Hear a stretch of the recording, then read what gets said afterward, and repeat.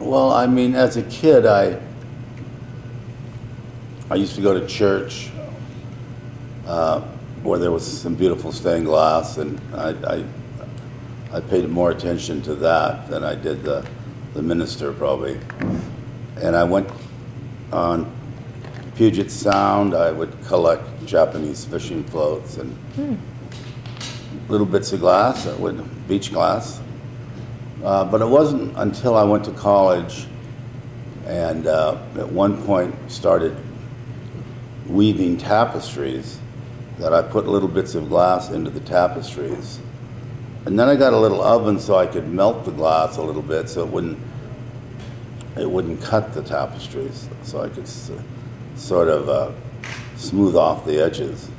And then I started making bigger pieces of glass in the oven, and one night I melted some stained glass between 4 bricks, and I put a pipe in there, gathered up some glass and brought it out and blew a bubble.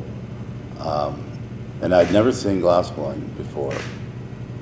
You know, some of them have worked for me for 20 years, and each gaffer I deal with probably in his or her own way.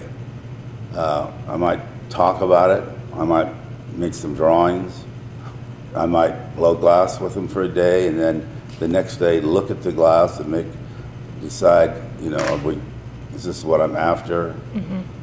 Usually I let them start, and then they'll show it to me in a few days and say, explain to me which pieces are going where, usually with photographs of the pieces. You know, the whole studio is really creative. You know, whether we're mocking up some piece in the mock-up, whether we're designing a new show, whether we're designing a new book.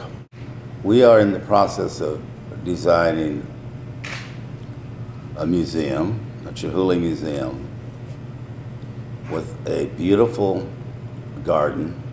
That's the biggest project I've ever done. And fortunately, I've got a lot of great, you know, creative, talented people